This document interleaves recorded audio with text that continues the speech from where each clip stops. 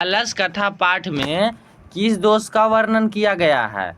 आलस कथा पाठ में किस दोष का वर्णन किया गया है? तो आलस का वर्णन किया गया है, आप लोग याद रखिएगा।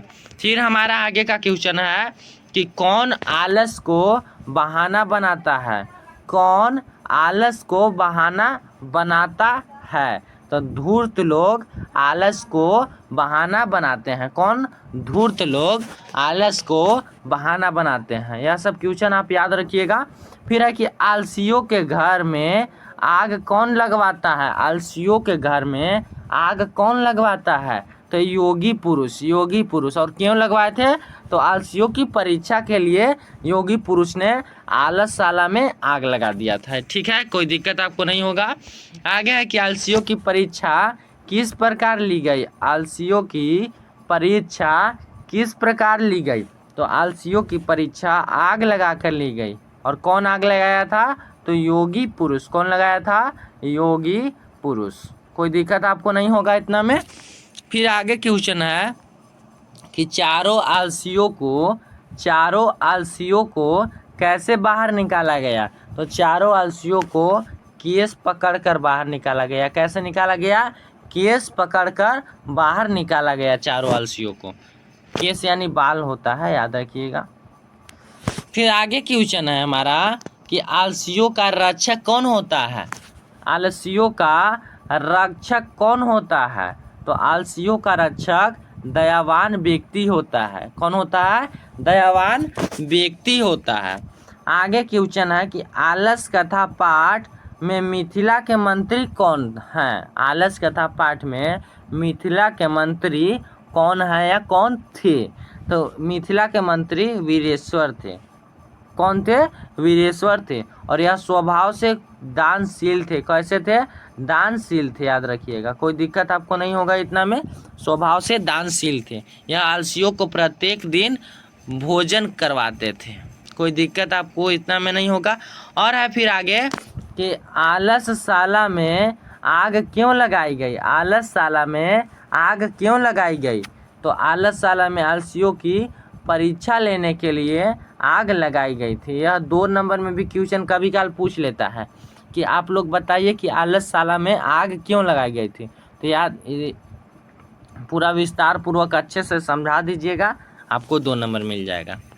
आगे फिर हमारा क्वेश्चन है कि आलसशाला में आग लगने पर भी कितने लोग नहीं भागे? आलसशाला में आग लगने पर भी कितने लोग नहीं भागे? तो 4 लोग नहीं भागे। और यह 4 लोग कौन थे? तो यही 4 लोग आलसी थे। कौन थे? आलसी थे, पूर्ण आलसी थे। कह सकते हैं कि पूर्ण आलसी थे यही 4 लोग।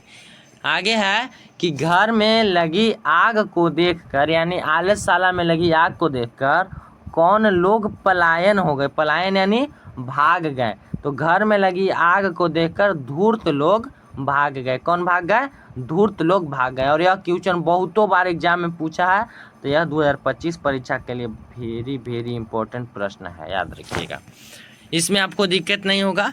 फिर है आगे, प्रथम आलसी बोलता है। आग लगा जब आलसशाला में तो प्रथम आलसी बोला, अरे कैसा हल्ला है? किसने बोला? अरे कैसा हल्ला है? किसने बोला? तो हम आपको बताएं कि प्रथम आलसी बोला कि अरे कैसा हल्ला है। ठीक है। फिर दूसरा आलसी बोला, सेकंड बात हो रहा है दोनों में, दोनों तीनों चारों में, लगता है घर में आग लग गई है। यह किसने बोला? तो यह द्वितीय आलसी ने बोला। कौन बोला? द्वितीय आलसी ने। और इसको आप ध्यान से याद रखिएगा। पहला आलसी बोला अरे कैसा हल्ला है, तो कौन बोला? प्रथम आलसी। द्वितीय आलसी बोला कि लगता है कि घर में आग लग गया है। ठीक है, लगता है कि घर में आग लग गया है। ठीक। फिर है कि आग को गिरते देख किसने आलसियों को बाहर निकाला? तो नियोगी पुरुष ही, जिसने आग लगाया था। नियोगी पुरुष ने आलसियों को बाहर निकाला आग को गिरता देखकर। और है कि दयावान लोग किसका रक्षक होते हैं? दयावान लोग किसका रक्षक होते हैं? तो आलसियों का रक्षक दयावान लोग होते हैं। कोई दिक्कत आपको नहीं होगा। फिर है कि विद्यापति कौन थे? विद्यापति कौन थे? तो विद्यापति एक कवि थे। कौन थे? कवि थे। और कैसे कवि थे? तो मैथिल कवि इन्हें कहा जाता है। कैसा कवि? मैथिल कवि इन्हें कहा जाता है। पूछेगा आपसे कि मैथिल कवि कौन थे? तो मैथिल कवि विद्यापति थे। ठीक है। और पूछेगा विद्यापति कैसे कवि थे? तो मैथिल कवि थे। इसमें विद्यापति जो है से आलस कथा पाठ के रचयिता हैं। कौन है? आलस कथा पाठ के रचयिता है विद्यापति, याद रखिएगा। फिर है कि पुरुष परीक्षा किस भाषा में लिखी गई है? पुरुष परीक्षा जो ग्रंथ है किस भाषा में लिखी गई है?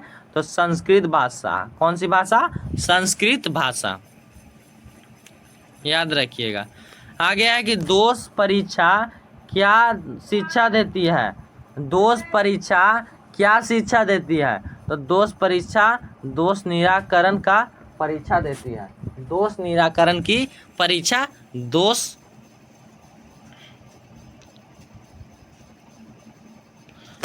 आगे है कि पुरुष परीक्षा क्या शिक्षा देती है? तो दोष निराकरण का शिक्षा देती है। पुरुष परीक्षा दोष निराकरण की शिक्षा देती है हमको। ठीक है। और फिर आगे हमारा क्वेश्चन है कि बनावटी आलस को दिखाकर कौन लोग भोजन ग्रहण करते थे? तो बनावटी आलस को दिखाकर धूर्त लोग भोजन ग्रहण करते थे। जो लोग पलायन हो गए थे यानी भाग गए थे आलसशाला में आग लगी देखकर, वही लोग बनावटी आलस को दिखाकर भोजन ग्रहण करते थे। ठीक है। और है कि वीरेश्वर कौन था? वीरेश्वर कौन था? तो वीरेश्वर मिथिला का मंत्री था और इसका स्वभाव दानशील था। यही जो था से आलसियों को प्रतिदिन भोजन कराता था और वस्त्र भी उनको देता था। फिर है कि संसार में बच्चों का सच्चा रक्षक कौन होता है? संसार में बच्चों का सच्चा रक्षक कौन होता है? तो संसार में बच्चों का सच्चा रक्षक माता होती है। कौन होती है? माता होती है। फिर है कि पुरुष परीक्षा के रचनाकार कौन है? पुरुष परीक्षा के रचनाकार कौन है? तो विद्यापति हैं। कौन है? विद्यापति हैं। फिर है कि पुरुष परीक्षा ग्रंथ में किसके गुणों का वर्णन किया गया है? तो पुरुष परीक्षा ग्रंथ में मानव के गुणों का वर्णन किया गया है। और किस गुण का वर्णन किया गया है? तो आलस के बारे में बताया गया है, याद रखिएगा। आगे हमारा फिर क्वेश्चन है कि मैथिली यानी मैथिली भाषा के कवि कौन है? तो मैथिली भाषा के कवि विद्यापति हैं। कौन है? विद्यापति हैं। फिर है कि स्त्रियों का सच्चा रक्षक कौन होता है? स्त्रियों का सच्चा रक्षक कौन होता है? तो पति होता है, उनका पति होता है। कोई दिक्कत आपको नहीं होगा इतना प्रश्न में। फिर है कि नीतिकार आलस को क्या मानते हैं? नीतिकार आलस को क्या मानते हैं? तो नीतिकार आलस को शत्रु मानते हैं। क्या मानते हैं? शत्रु मानते हैं। और फिर क्वेश्चन कि वास्तविक आलसियों की संख्या कितनी थी? वास्तविक आलसियों की संख्या कितनी थी? तो 4 थी। कितनी थी? 4 थी। और फिर आगे क्वेश्चन है कि सबसे बड़ा शत्रु कौन होता है? सबसे बड़ा शत्रु कौन होता है? तो आलस होता है। और नीतिकार भी आलस को सबसे बड़ा शत्रु मानते हैं। फिर है कि आलसियों को प्रतिदिन भोजन कौन करवाता था? तो आलसियों को प्रतिदिन भोजन मंत्री वीरेश्वर कराते थे। कौन कराते थे? मंत्री वीरेश्वर कराते थे। और वीरेश्वर कहाँ के मंत्री थे? तो वीरेश्वर मिथिला के मंत्री थे। कहाँ के? मिथिला के मंत्री, याद रखिएगा। फिर है कि कोई धार्मिक पुरुष नहीं है। यह किसने बोला? कोई धार्मिक पुरुष नहीं है, किसने बोला? तो तृतीय आलसी ने बोला। किसने बोला? तृतीय आलसी। फिर हम आपको एक बार याद दिला देते हैं। प्रथम आलसी बोला कि अरे कैसा हल्ला है। प्रथम आलसी क्या बोला? अरे कैसा हल्ला है। तो द्वितीय आलसी ने बोला कि लगता है कि घर में आग लग गया है। लगता है कि घर में आग लगा है। तो तीसरा ने तो पूरा हद ही पार कर दिया और बोला कि कोई धार्मिक पुरुष नहीं है जो हमको बचा ले जाए। उनको खुद से भागने नहीं आता है, जैसे बोल रहे हैं कि कोई धार्मिक पुरुष नहीं है कि हमको बचा ले जाए। ठीक है। फिर है कि घर में आग लगने पर कौन नहीं भागा? तो चारों आलसी। फिर है कि भूखा रहना कौन पसंद करता है? तो भूखा रहना आलसी पसंद करता है पर काम नहीं करेगा। फिर है कि कौन परिश्रम नहीं करना चाहता है? कौन परिश्रम नहीं करना चाहता है? तो आलसी परिश्रम नहीं करना चाहता है, भले वह भूखा रह जाए। ठीक है। फिर है कि वीरेश्वर अनाथों को क्या देते थे, तो भोजन और वस्त्र, भोजन और वस्त्र, भोजन और वस्त्र। क्लियर होगा आपको इतना क्वेश्चन। कार्ल मार्क्स का जन्म कहाँ हुआ, कार्ल मार्क्स का जन्म कहाँ हुआ, तो कार्ल मार्क्स का जन्म जर्मनी में हुआ था। कहाँ हुआ था, जर्मनी में हुआ था। ठीक है, क्लियर। फिर सेकेंड नंबर क्वेश्चन है कि प्रथम इंटरनेशनल की स्थापना कहाँ हुई थी, प्रथम इंटरनेशनल की स्थापना कहाँ हुई थी, तो प्रथम इंटरनेशनल की स्थापना लंदन में हुई थी। कहाँ हुई थी, लंदन में हुई थी, याद रखिएगा। और आगे हमारा क्वेश्चन है कि समाजवादी घोषणा पत्र किसने प्रकाशित किया, समाजवादी घोषणा पत्र किसने प्रकाशित किया, तो मार्क्स एवं एंगल्स यहाँ पर हो जाएगा, एंगल्स ने, मार्क्स एवं एंगल्स ने समाजवादी घोषणा पत्र प्रकाशित किया। ठीक है। आगे है कि समाजवादी घोषणा पत्र कब प्रकाशित हुआ, किसने प्रकाशित किया, हम जान लिए मार्क्स और एंगल्स। और कब प्रकाशित किए हुआ, तो 1883 में। कब हुआ, 1883 में। और यह क्वेश्चन याद रखिएगा आप लोग। आगे फिर हमारा क्वेश्चन है कि 1919 में तृतीय इंटरनेशनल की स्थापना कहाँ हुई थी, 1919 में तृतीय इंटरनेशनल की स्थापना कहाँ हुई थी, तो इसका आंसर हो जाएगा कि 1919 में तृतीय इंटरनेशनल की स्थापना मॉस्को में हुई थी। कहाँ हुई थी, मॉस्को में हुई थी। आपको से यह क्वेश्चन भी पूछ सकता है कि तृतीय इंटरनेशनल की स्थापना कब हुई थी, तो 1919 में। ठीक है, कोई दिक्कत आपको नहीं होगा इस प्रश्न में, 1919 में। फिर है कि वर्ग संघर्ष के सिद्धांत की व्याख्या किसने की, वर्ग संघर्ष के सिद्धांत की व्याख्या किसने की, तो याद रखिएगा इस पे भी र वाला रेप है, इस पे भी है, तो कार्ल मार्क्स याद रखिएगा। क्या, कार्ल मार्क्स। ठीक है। फिर है कि कम्युनिस्ट मैनिफेस्टो की स्थापना कब हुई, कम्युनिस्ट मैनिफेस्टो की स्थापना कब हुई, तो 1848 में हुई थी। कब हुई थी, 1848 में हुई थी, याद रखिएगा 1848 में। आगे है कि अंतर्राष्ट्रीय मजदूर दिवस कब मनाया जाता है, अंतर्राष्ट्रीय मजदूर दिवस कब मनाया जाता है, तो यह सब क्वेश्चन का आंसर आपको पता होगा कि 1 मई को मजदूर दिवस मनाया जाता है। कब मनाया जाता है, 1 मई को मजदूर दिवस मनाया जाता है। ठीक है।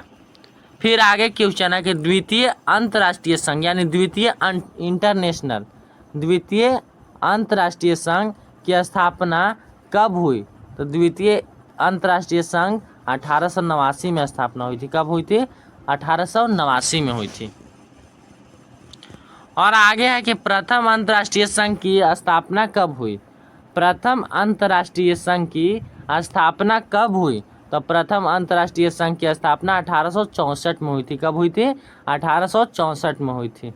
फिर है कि दास कैपिटल किसकी रचना है, दास कैपिटल किसकी रचना है, तो कार्ल मार्क्स की। किसकी रचना है, कार्ल मार्क्स की। अब इसे समाजवादियों का बाइबिल भी कहा जाता है, किसको, दास कैपिटल को। और यह प्रकाशित हुआ था कब, तो 1867 में, याद रखिएगा। पूछेगा कि दास कैपिटल कब प्रकाशित हुआ था, तो 1867 में।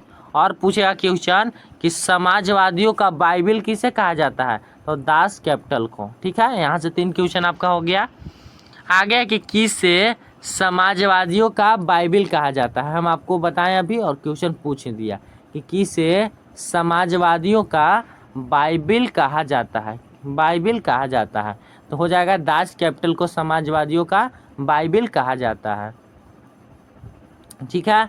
और फिर आगे हम लोग का क्वेश्चन है कि वैज्ञानिक समाजवाद के अवधारणा का प्रतिपादन किसने किया, तो वैज्ञानिक समाजवाद की अवधारणा का प्रतिपादन कार्ल मार्क्स ने किया। किसने, कार्ल मार्क्स ने। अब इसका जन्म कहाँ हुआ था, तो जर्मनी में। कहाँ, जर्मनी में, याद रखिएगा। फिर है कि दास कैपिटल का प्रकाशन कब हुआ, आपको हम यह क्वेश्चन बताया कि दास कैपिटल का प्रकाशन कब हुआ, तो 1867 में। और किसने किया, तो कार्ल मार्क्स। किसने, कार्ल मार्क्स। कोई दिक्कत आपको नहीं होगा यह सब क्वेश्चन में। फिर आगे है कि War and Peace, War and Peace किसकी रचना है, वार एंड पीस किसकी रचना है, तो वार एंड पीस लियो टॉल्स्टॉय की रचना है, लियो टॉल्स्टॉय की रचना है। ठीक है। फिर है कि रूस की संसद को क्या कहा जाता है, और यह क्वेश्चन बहुत महत्वपूर्ण है, 2025 परीक्षा के लिए MVV आई है। रूस की संसद को क्या कहा जाता है? तो ड्यूमा कहा जाता है। क्या? ड्यूमा। ठीक है। फिर है कि खूनी रविवार किस दिन हुआ? खूनी रविवार किस दिन हुआ? तो 9 जनवरी 1905 को खूनी रविवार हुआ था। कब हुआ था? 9 जनवरी 1905 को। फिर है कि रासपुतिन कौन था? रासपुतिन कौन था? तो रासपुतिन एक भ्रष्ट पादरी था। कौन था? भ्रष्ट पादरी था।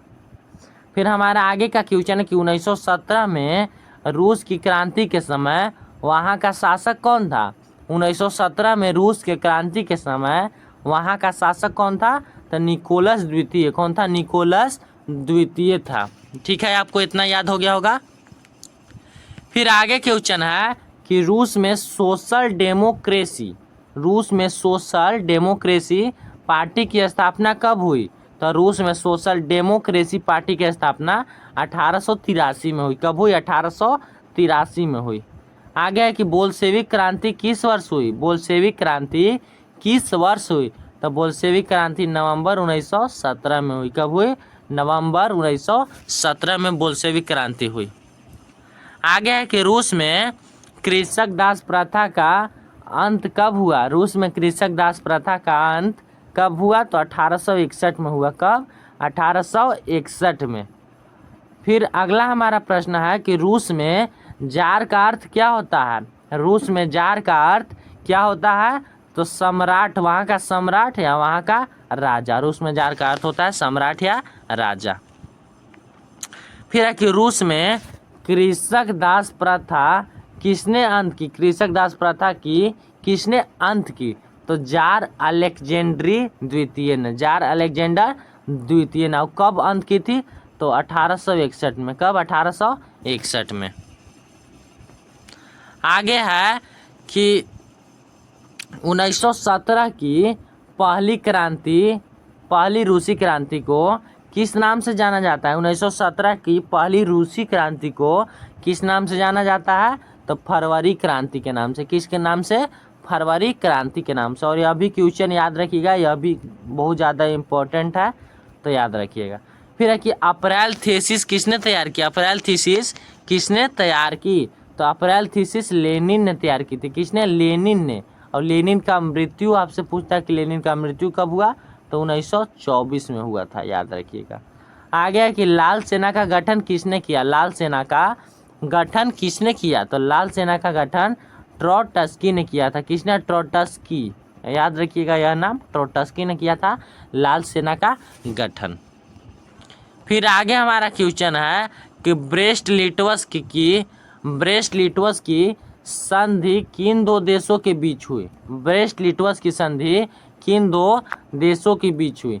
तो रूस और जर्मनी। इसका आंसर हो जाएगा रूस और जर्मनी के बीच ब्रेस्ट लिटवस की संधि हुई थी। और है कि 1917 में बोल्शेविक क्रांति का नेतृत्व किसने किया? तो लेनिन ने किया था। किसने किया था? लेनिन ने किया था। तो चलिए आज की इस क्लास को हम यहीं पर बंद करते हैं। और अगर आपको इसका नोट लेना होगा तो आप हमारे व्हाट्सएप ग्रुप में जुड़ सकते हैं, जिसका लिंक डिस्क्रिप्शन में दिया हुआ है।